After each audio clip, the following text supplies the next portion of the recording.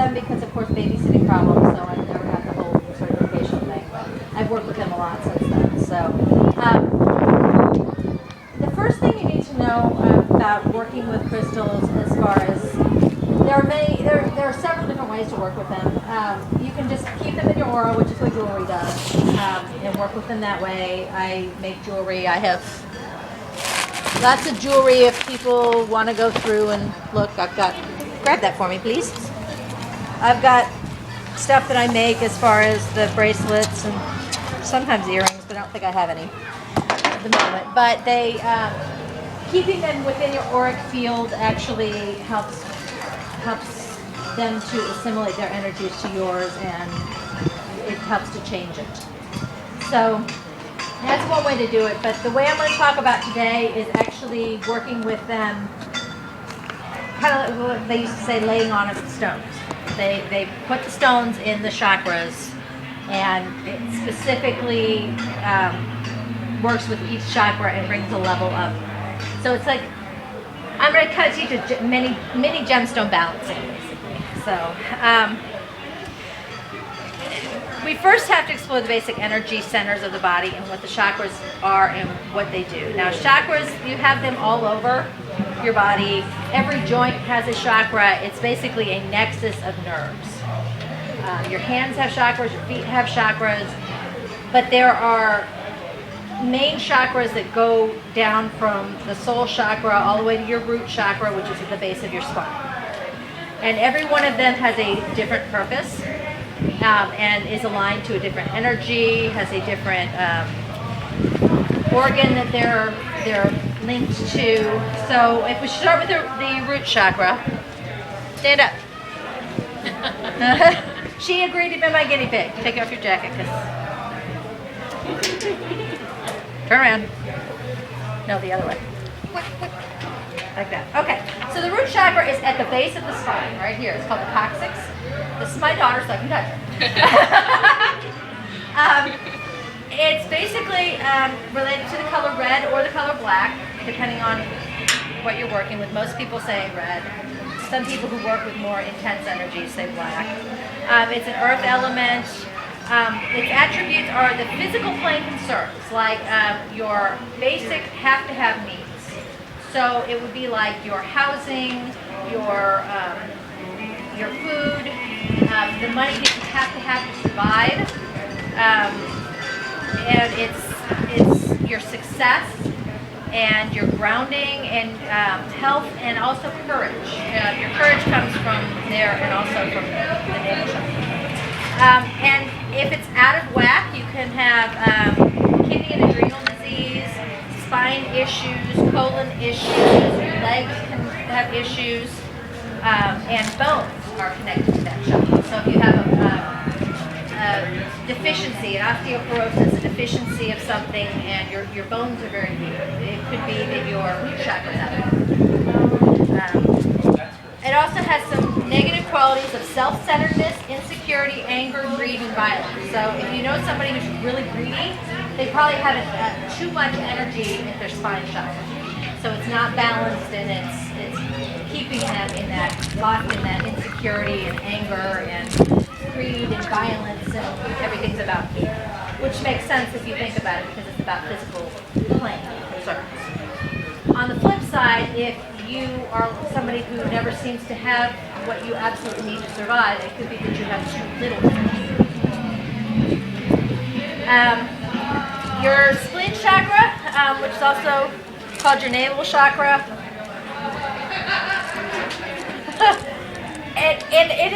it's the only one that is off center. It is slightly to the left of the spine. And I always thought that was really strange until I realized that it's a nexus of nerves, slightly to the left of the spine there. Its color is orange, and it is water, and its attributes are sexuality, creativity, vitality, courage, and tolerance of others. So if you have somebody who's very intolerant, they probably have too much in that. Or if you have somebody who has a sexual addiction, they might have too much in that. The organs and diseases are the sexual organs, the bladder, the spleen, and then, like I said, overindulgence of food or sex, sexual dysfunction, confusion. A lot of times is linked to that, which makes sense because anybody who has ever worked in a nursing home knows the first thing that happens when an elderly person gets a UTI is they get very confused. So, and then also jealousy, envy, and bladder dysfunction. So, the next one up is the solar plexus chakra. Okay, sit down. I'll just go use it. What? It's just easier because I know where mine are. Fine. So, sorry. Solar plexus chakra is right just under your xiphoid process, and we've taken CPR for that. So, the very tip of the sternum. It's right here. It's where you get that gut reaction. You know, this is your personal power center. This is its color is yellow and its element is fire. And it's your personal power and your inner strength, your energy, your self-control, transportation, and it's also immortality. This is where your immortality is. The organs and diseases, the nervous system, digestion, muscles, adrenals, and adrenals are glands that help with the production of certain hormones, basically. And let's see, metabolism. This is where your metabolism. So those people who say, "I've got a really slow metabolism, I can't do anything," you know, this is they probably have a lack of energy in their solar plexus. Stomach, liver, gallbladder, pancreas, and then negative qualities are taking more than you've used, being power hungry. Sounds like Congress. Anger, fear, hate, and digestive disorders. So a lot of people have a lot of problems with their stomach. They can't digest their food right, or they get GERD after they eat one bite of anything, and that's an imbalance in their solar plexus. The heart chakra it's mid-chest, and it's approximately right at your nipple line. It can be a little higher, a little lower, but depending on actually where your nipples are at this point in your life. But it's basically the center of your chest. And this is a lot of times when people say they feel heartbreak, it's an imbalance in the heart chakra. Its colors are green and pink. Its element is air. Its attributes are divine and unconditional love, blood, the physical body, energizer. It anchors your life force. So, you know, when people start to leave their body, that's one of the chakras that goes first. Circulation, group consciousness, acceptance, peace, and forgiveness. So when people are very unforgiving of other people, it's probably an imbalance in the heart chakra. The throat chakra, it's right in the middle of your throat. Its color is a light blue. Its element is ether. Its attributes are speech, sound, vibration, communication, written word, integration, peace, true knowledge, wisdom, loyalty, honesty, reliability, kindness. The organs that it covers are the thyroid and the parathyroid, the hypothalamus, the throat, and the mouth. And the negative qualities are speech problems, poor use of knowledge, ignorance, lack of discernment, and depression. So if you have somebody who has a thyroid disorder, it's a lot of times it's because they have something that they need to say, or they needed to say, or they need to know, and they're either not willing or unable to deal with that right at the moment. A lot of times this is something that it comes from childhood, something that they really should spit out, and it causes an imbalance in that chakra. Your brow chakra is right in the center of your forehead. A lot of people call it the third eye. It's indigo or dark blue. The element is light. Its attributes are vision. It vitalizes your lower brain. It's a soul realization, an intuition, a clairvoyance, imagination, wisdom, devotion, peace of mind, and concentration. As a lot of you have noticed, some of it overlaps between one to the other. And that's perfectly fine, and it could be an imbalance of one or both if you're having an issue with it. It covers the central nervous system, the pituitary and pineal gland, your left eye, not your right eye, just your left eye, Your nose problems, nightmares, and detachment from the world. So, yeah, I like people who have worse in their left eye is probably due to this. Which I'm included because I have astigmatism in that eye, but not that. The crown chakra actually is at the top of your head, and its color is either purple or white, depending on who you ask. Its element is will, and it vitalizes the upper brain. It's a unification to the higher self and oneness with the infinite. Spiritual will, inspiration, unity, idealism, divine wisdom, selfless service, continuity of consciousness, and perception beyond space and time. So those people who are able to just pull stuff out of the air and they just know things have a really high or a really balanced soul chakra or crown chakra. The organs and diseases, pineal gland again, the cerebral cortex, and the right eye, and the central nervous system. So, like I said, sometimes it seems like they should both eyes should be covered by the same, but it's not. It has to do with the level of where the energy is coming from. And the negative quality is lack of inspiration. Those people who just are they never know anything, they never do anything, they have no inspiration to do anything, they probably don't have confusion again, and depression. A lot of depression comes from an imbalance in the crown chakra. Alienation, senility, and hesitation. So, now that I've gone over the chakras, before you start anything, as far as energy work, you're going to want to clear your area, and like most of us here, I really like sage. I did find out recently you can use garden sage in place of the white sage. If you don't have any white sage, you can just go out to the garden and pick fresh stuff. You can also use hyssop. You can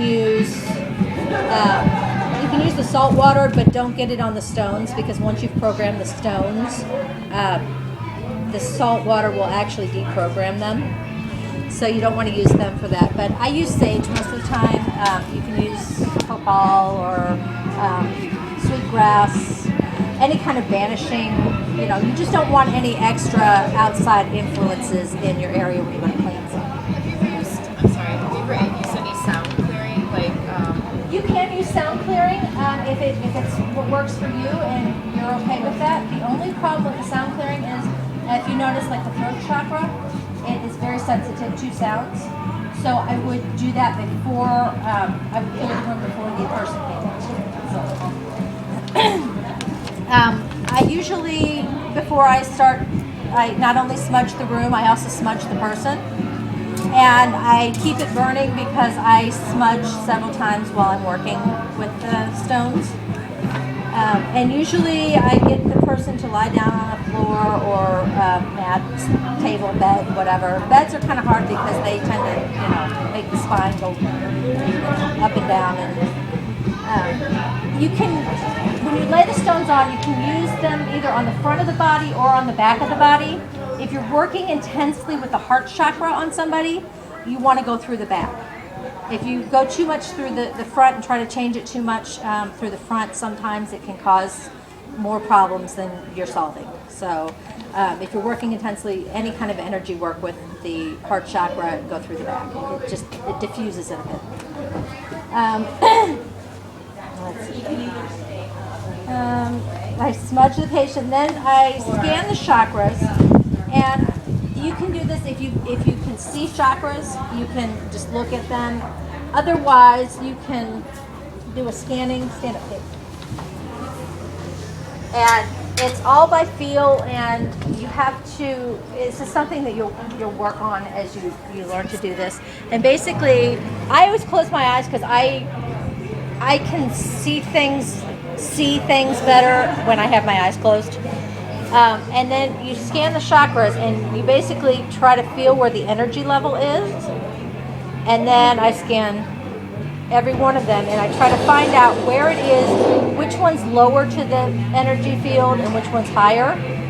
And that'll tell me if there's an imbalance somewhere. If I can go all the way into here on her throat chakra, but her third eye's way out here, that tells me that she has a deficiency here, and she may, depending on where her other chakras are, she may have too much. So I scan all the chakras.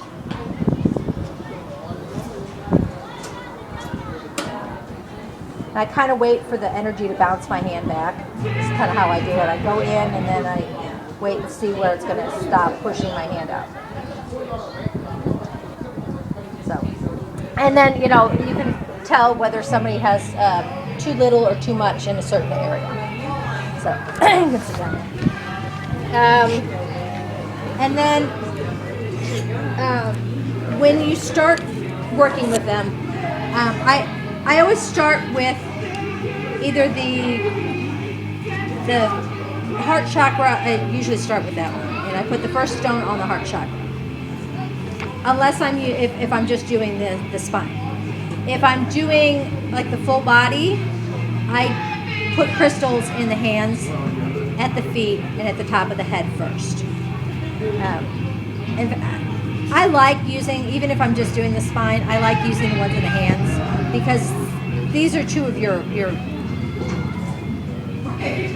most used chakras, whether you know it or not. You use these a lot, because every time you shake a hand, every time you do any kind of energy work, it's all coming through your hand. Anytime that you sit down and give somebody, pat on the back, you're transferring energy through your hand. So I really like to put the crystals in the hand first, because that starts the whole energy revving thing.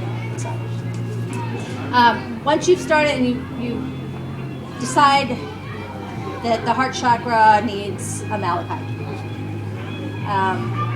which, by the way, when you use malachite, I almost always use a rose quartz with it as well, because malachite can be very intense, and it makes you tell what you really think.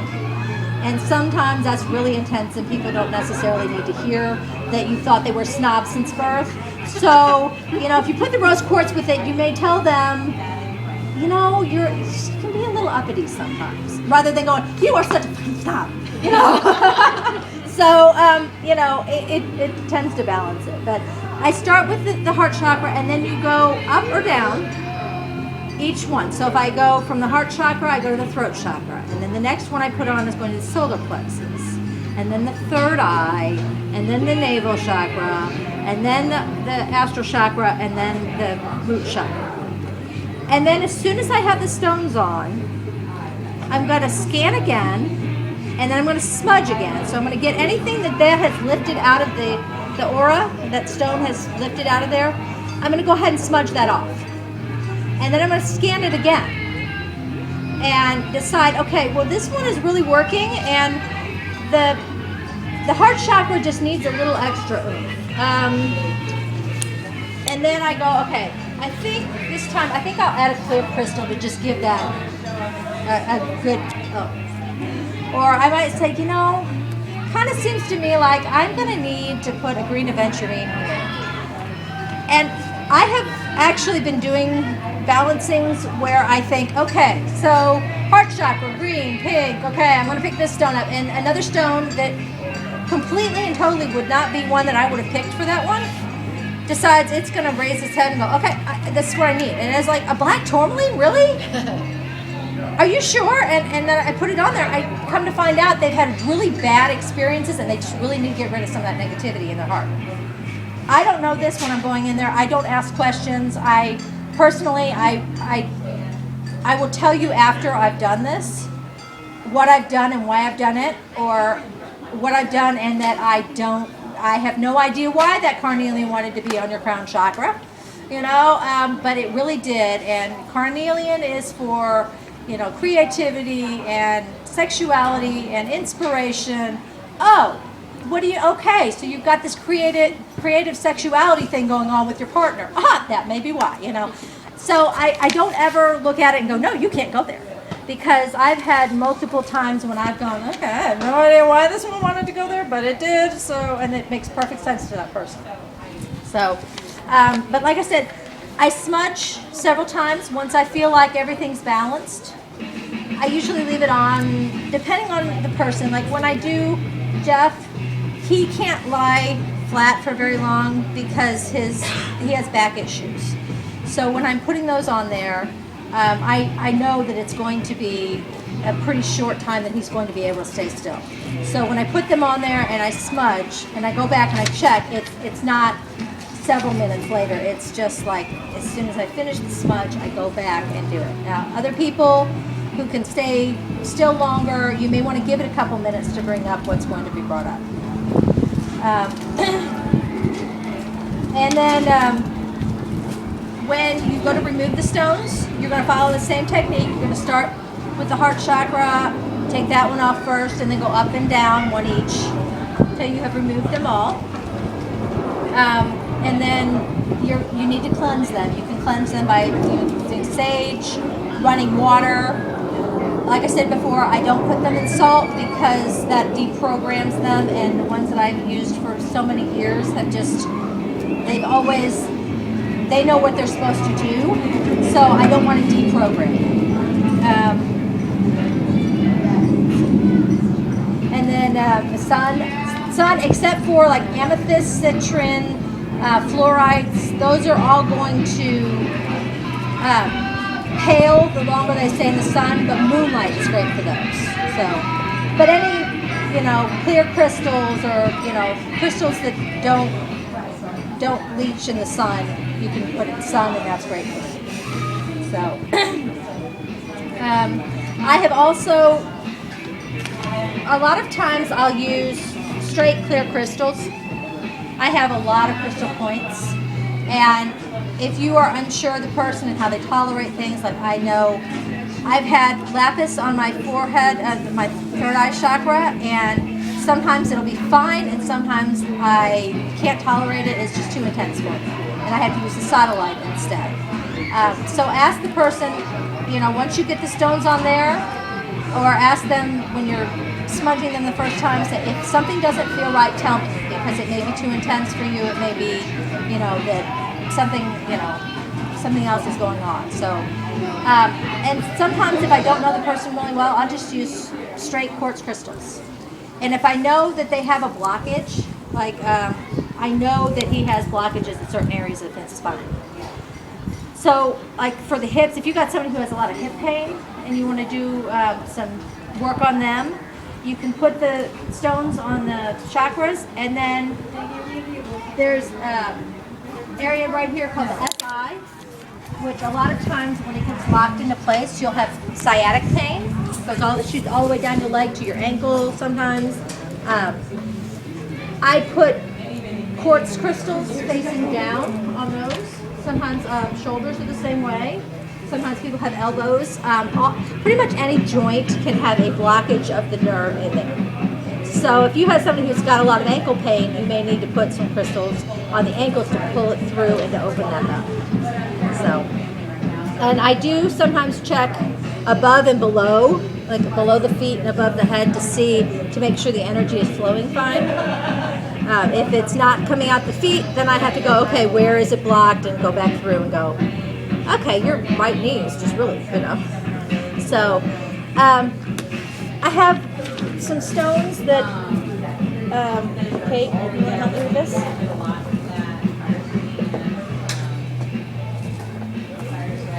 These are my suggested stones for beginners, other than, like I said, clear quartz, start one going this way from here and then start one over on that side.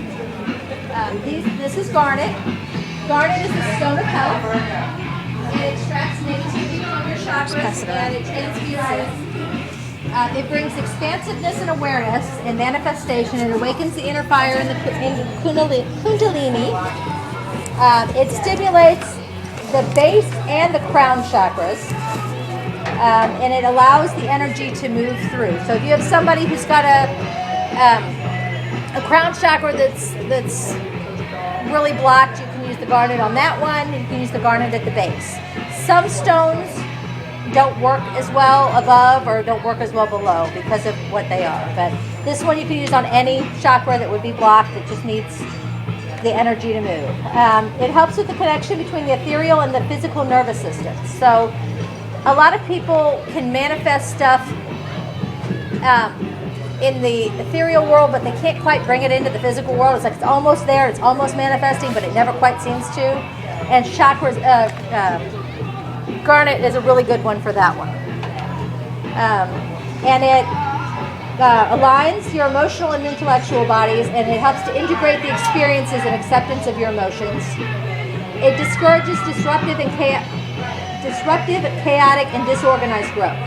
So basically, if you've got somebody who's very chaotic, seems to kind of work for them, but it never quite seems to really, that might be something to help them to organize a little bit better.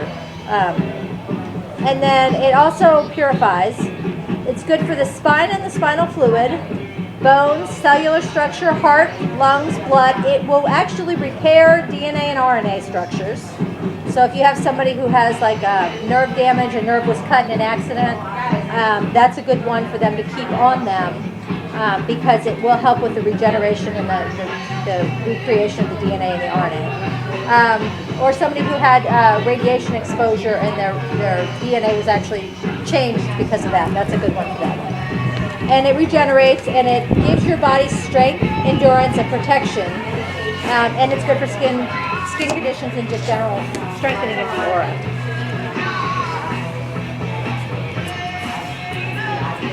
Next one is the carnelian, and it's an orange chalcedony. It can go anywhere from a light orange to a really deep brown orange. It helps with analytical capabilities and precision, perceptiveness. It awakens inherent talents. So if you have somebody who they want to start doing something and they feel like they might be good at it, but they're really not sure, that would be a good stone to give them. It also it connects you to the spirit realm, and it protects against envy, fear, rage, and banishes sorrow. Again, it's really drawn to the navel, and envy, fear, and rage, and displaced anger are all connected to that chakra, so it makes sense when you connect the two. It helps with inquisitiveness, so it's really good for kids, you know. It dispels apathy, so people who just don't have any motivation to do anything, just don't care about the world in general, that's good for them.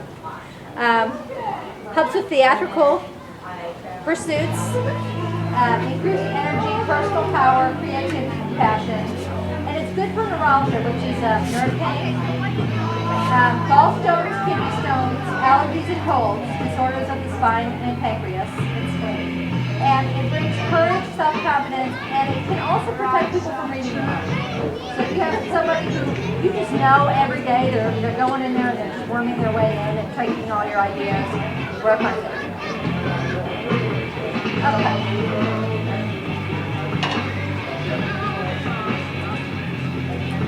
All right. And you'll notice a lot of my stones that I have a flat surface to them. It makes it sit so much better on people if they have a flat surface. Next one is the tiger's eye. And you'll notice I'm kind of moving up the chakras.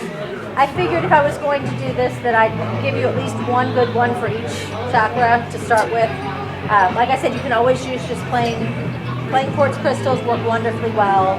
But if you want an extra little oomph, these are the ones that you need to do.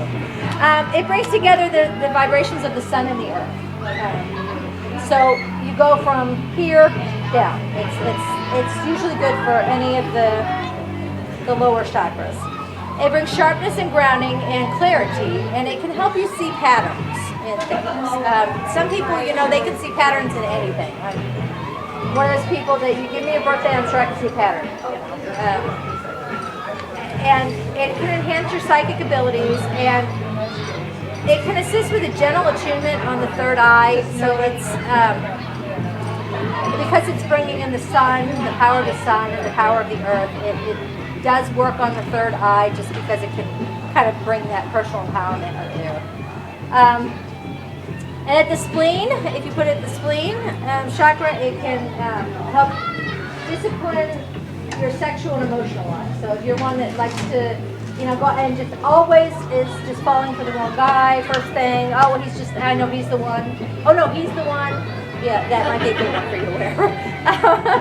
At the solar plexus, it will promote the intuitive impressions and bring optimism and insight. And it balances the yin and yang. So if you've got somebody who's way out of whack and they're just very male and they're not trying to be transgender, they're just actually very male and always very dominant, always, and they need to get a little more femininity, that would balance it. If you've got somebody who's a little too much on the feminine side and they need to toughen up a little bit, that would help with that. And it also stimulates wealth stability and it calms the inner turmoil. Helps with eye disorders, so depending on which eye it is, again, you can put it on there for the eyes. Throat, reproductive system, and diverticular constriction, so that's in your intestines. If you're having trouble with your intestines, it can help with that. And it can strengthen the alignment of the spinal column and mend broken bones. So if you have somebody who broke their arm, it'd be really good to try to get them a bracelet of tigers. And it protects from danger, strengthens your convictions and courage and the confidence, and it promotes energy flow in general.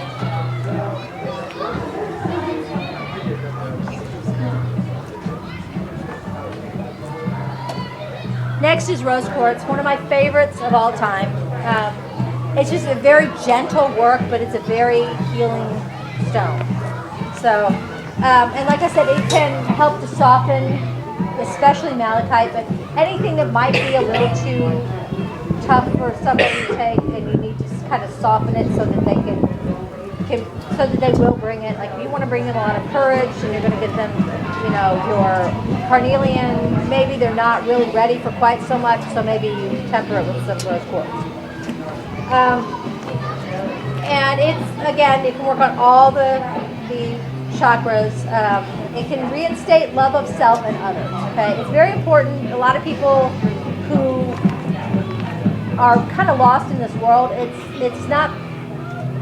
They can love others all day long, and some of them do. And most of the time, it's because they don't love themselves. So if you have somebody who's just really flits from person to person to person, or if you have somebody who just really can never find the right job for them, everything's wrong, everything's always, a lot of times it's because they need that self-love first. They need to be comfortable in their own skin. Again, it'll balance the yin and yang, and it provides all chakras to the proper frequency of vibration. It treats emotional body issues, especially if you're using it on the upper 4 chakras. It's rejuvenating to the physical and emotional bodies, and it helps heal emotional wounds. So if you're somebody who had a very traumatic experience, that one's a really good one for you. And then there's also a few more that are good for them. Turquoise. This is the master healer. Turquoise it's very feminine, but it can work on anything, on anyone. It's just a general great healing stone. And it's really good for headaches and toning and strengthening your entire body and tissue regeneration, your circulation, your respiratory system. It also, if you have somebody who, again, they really need to communicate better with people, that's a good thing for them. If they're emotionally unbalanced, turquoise is good for them. It's very protective. It provides a lot of knowledge and a peace of mind, and it aligns all the chakras. You can put from head to toe with turquoise.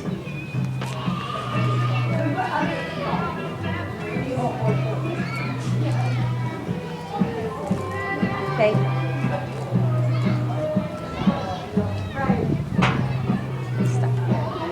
All right, blue lace agate. I really like blue lace agate. It's very gentle in how it works, and it's a very beautiful stone. It helps you to reach extremely high spiritual spaces, and I use it a lot when I know people are depressed. It just helps them to kind of connect with their purpose.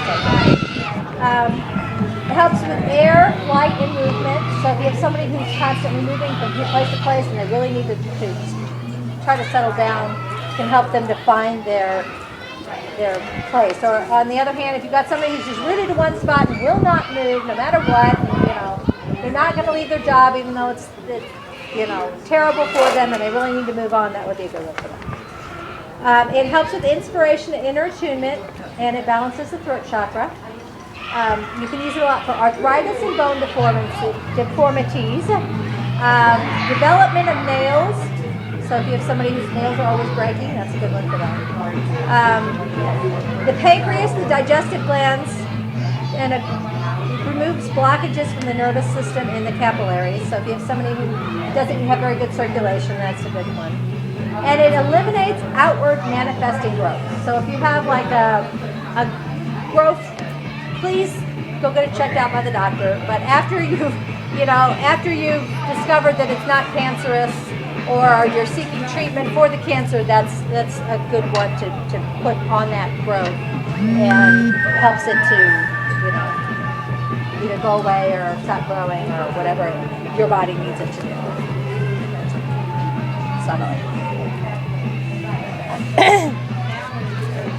Satellite, like I said, it's got a lot of similarities to the lapis lazuli, but it's not as intense. I like to use that one on people that I don't know very well, and I don't know if they can do very intense issues. So, it promotes logical conclusions via rational mental processing. So if you have somebody who just, they wouldn't know logic if it hit them upside the head, that's a good way to it promotes rational thought. It eliminates confusion. It helps with self-esteem, self-trust, and trust in others, and truthfulness. So if that's somebody who lies to you all the time, slip that in on them.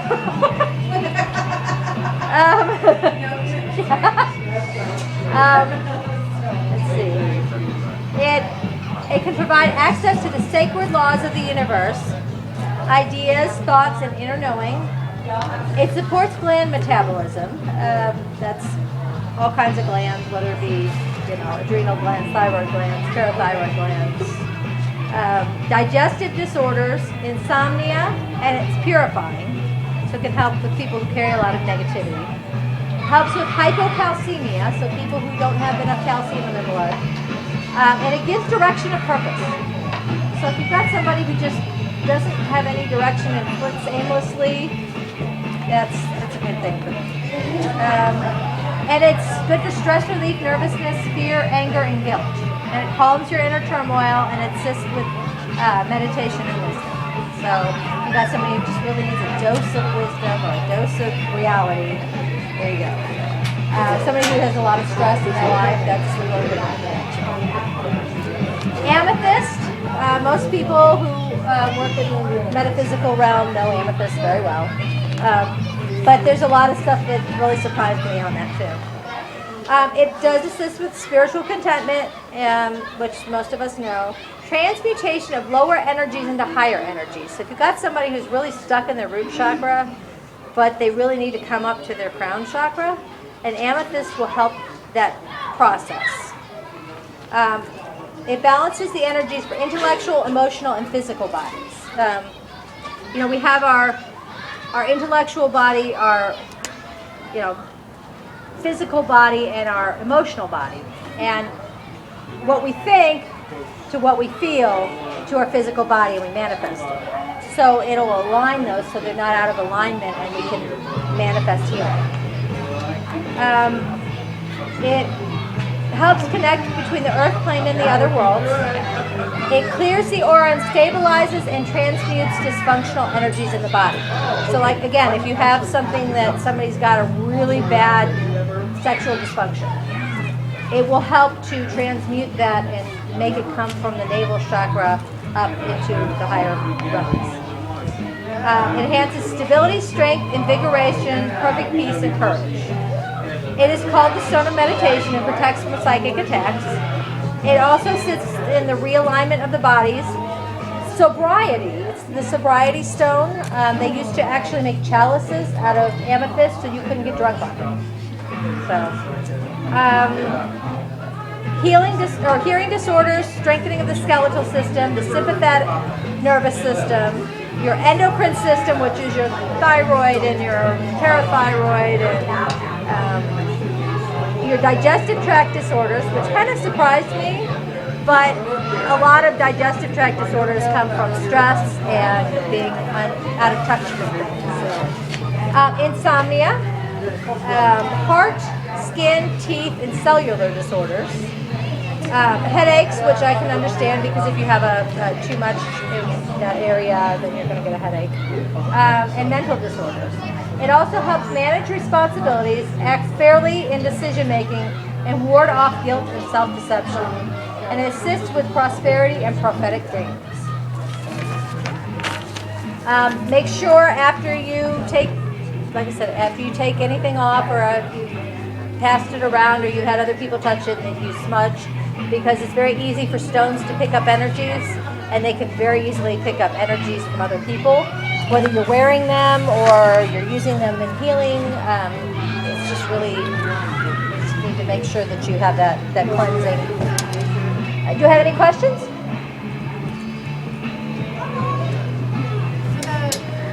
I've always used citrine for solar plexus. Is there a preference? I mean, obviously you have a preference for tiger's eye. I'm just curious why you choose Well, that. actually, I don't necessarily. I do use citrine a lot for that. I chose tiger's eye because it's very recognizable, first of all, and it also deals with a lot of. There's a lot of different places that you can put it. Citrin, you can really do that, and actually citrin, if you put that with your other stones, it will actually cleanse them. It is a very good cleansing stone. I just didn't have time to run through everything. Oh, no.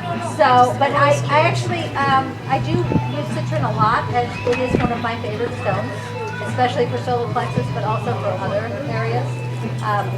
It does tend to lose its potency in the sun, so you have to make sure that you don't put it out in the sun. But I just kind of wanted to give an overview of different things. But I really, honestly, citrin is great stone. I use it quite a bit, and it doesn't necessarily have to be, again, with the one chakra, but I just kind of wanted to give somebody, more people know citrin than tiger's eye. So, That's cool. Anything else? All right. Well, thank you very much for coming. I appreciate it. How am I doing on time? All right, but I don't have time. I was going to do a gemstone balancing, but I don't have time to do that. So, if anybody's interested, I can pass these around. Some of the things that I do when I make these bracelets, or like I said, sometimes I make earrings, but I make bracelets a lot because, especially if you put them on your left hand, this is what you're receiving, so most of your energy comes through here. And I put together stones, and I've got them listed, so you can look and see. But I put together stones that work for a common purpose. So when I go through, you can look and see what I have for whichever one.